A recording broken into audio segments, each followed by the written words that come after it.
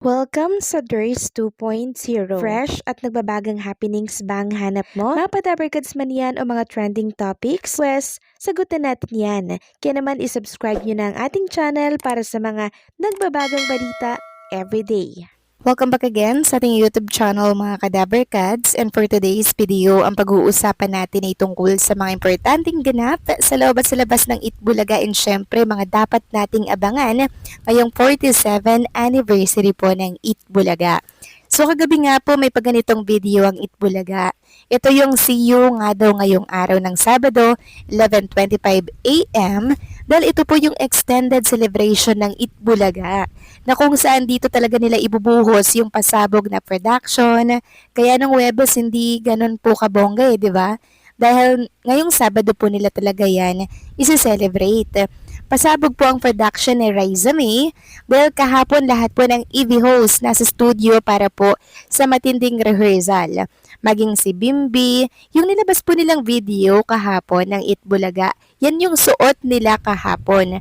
Plus, aabangan din natin ang Super Serena mga Kadabarkads na in-reveal po ng isa sa mga staff and crew ng Itbulaga. Sabi niya nga dito, gusto nyo ng Super Serena, di ba? Pues, manood kayo ng Itbulaga 11:25 AM pa lang. So makikita din natin si Wally Viola sa video. Mukhang may pasabog po ang Jowa Pao ngayong araw na dapat nating tutukan mamaya.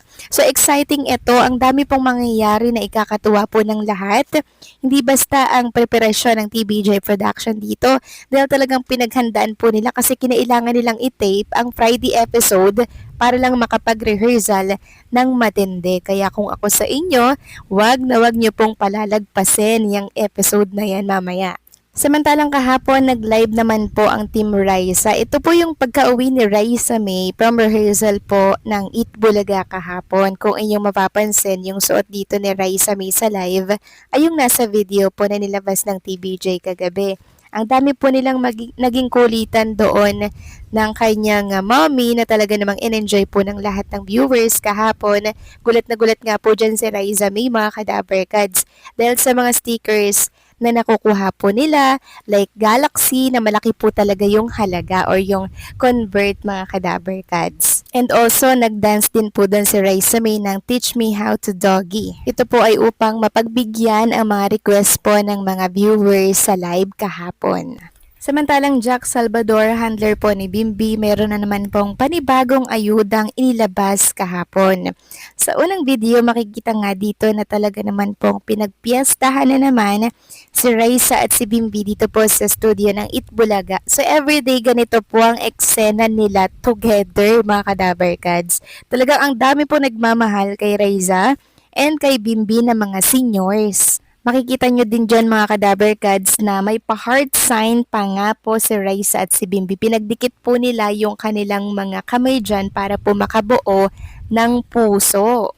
So aswan na po talaga si Bimbi and si Raisa May Dizon dito mga Kadabarkads. Dito pa lang po sa pinapakita po nila, napakalinaw ng love is in the air sa kanilang dalawa. At hindi lang yan mga Kadabarkads, meron pa tayong isang video na nakita dito po sa mundo ng social media na kung saan magka-holding hands nga po si Raisa at si Bimbi. Ayan, ilalagay ko na lamang po sa mga screen po ninyo. Talagang hindi na po mapigilan ang kilig ni Raisa at Bimbi, 'di ba? Kasi tingnan niyo naman po, habang naglalakad, papunta po doon, actually patakbo to mga Kadabarkads Habang patakbo sila papuntang DV5, ayan po yung eksena po nila magkadikit, magka-holding hands together, kaya po nang lumabas sila, sigawan po ang mga studio audience dahil nga po sa pinakita po nila na parang hard lunch na ba ito ng kanilang relationship. So hindi po ito nakita sa television mga Kadabarkads. Ito po ay kuha ng mga studio audience. Ito po yung mga off-cam ganap na hindi po natin nakikita na overload talaga yung sweetness ni Bimbi and Raisa lalo na po pag off-cam. Ito po yung during na napabalita po na may tampuhan daw ang maybe. Pero pakatapos nun, overload, kilig at sweetness naman po yung pinakita po sa atin ng mga studio audience na present po sa studio ng araw na yon. Marami nga po nakakapansin na tila totohanan na daw po ang relationship na meron si Bimbi and si Raisa. So sabi ko nga, getting to know each other pa lamang po ang dalawang yan. Although may love na po sa kanilang mga puso, pero syempre, parang nangangapa pa sila ngayon eh. Kasi wala pa po ever since naging girlfriend si Bimbi, di ba? Ganon din po si Raisa May. Kaya medyo nangangapa pa po sila mga kadaber kids ngayon kung paano ba i-handle yung ganito, ganyan, di ba? Kasi mga bagets pa po sila eh. Kaya sabi nga po ni Bimbi noon, enjoy natin yung process, chill-chill lang po tayo dahil darating din po tayo sa puntong yan. Sa ngayon, dapat i-enjoy na lang muna natin yung mga nakikita po natin sa television since mga bagets pa naman sila. Si Bimbi, 19 years old. Si Raisa May, 21 years old. Sobrang bagets. Mag-aaral pa yan sila mga kadaber kids, 'di ba? Para po sa kanilang future. Kaya kung ano man po yung nakikita natin sa television, enjoy natin yan araw-araw, 'di ba? Huwag tayong mamressure. Ganun lang mga kadaber kids. Enjoy and chill lamang. Samantalang pag-usapan naman natin ang tungkol dito sa isang Eat Bulaga host na kung saan ay napapabalita nga po na hiwalay na sa kanyang boyfriend. Walang iba kundi po si Miles Ocampo. Ito po'y nag-ugat ng may makita pong video at picture sa social media na kung saan ay hinawakan nga po yung braso ng babae nitong si Elijah Canlas. Sabi nga dito, bakit may ganito? Hiwalay na ba sina Elijah at Miles? Umani ng iba't ibang reaksyon ng isang video kung saan makikita sina Elijah Canlas at singer na si Thea Ashley kung saan makikitang hawak ng aktor ang braso ng singer habang magkasamang namamalengke sa LU. Dahil dito, marami ang nagtatanong, hiwalay na nga ba si Elijah at Miles Ocampo? So dahil po sa picture na yan mga kadaber kads, sobrang nag-viral po ito.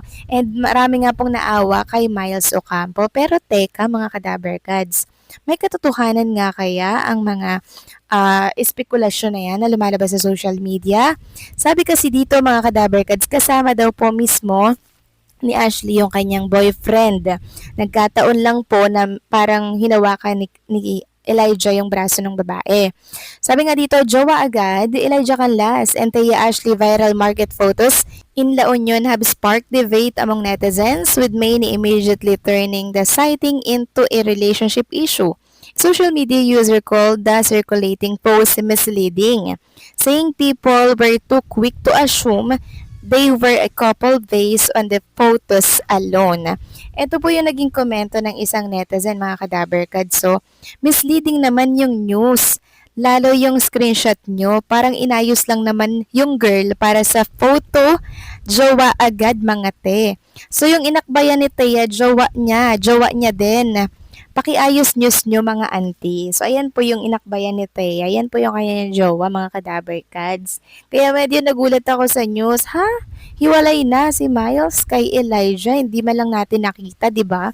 Na broken hearted si Miles Ocampo, tapos may ganito agad. Although hindi na nakakagulat to na maghiwalay sila kasi meron na silang parang may previous na ganitong eksena, 'di ba? Hindi na nakakagulat.